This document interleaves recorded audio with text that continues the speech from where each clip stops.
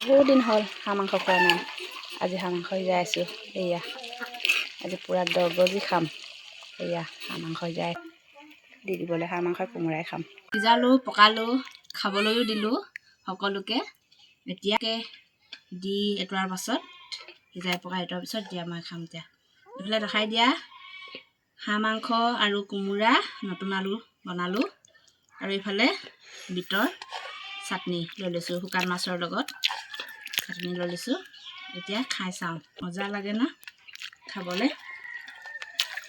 কেনেকুৱা লাগে আৰু খালেহে গম পাম দেই।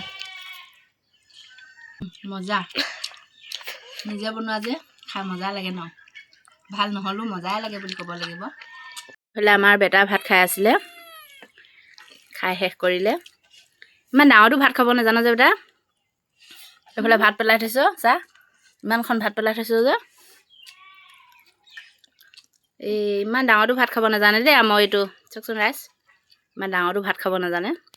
মুখখন দেখাই দিয়া ওপৰলৈ। লাজ কৰিছে এতিয়া, চা ভাত পেলাইছে বুলি কৈ দিলোঁ যে।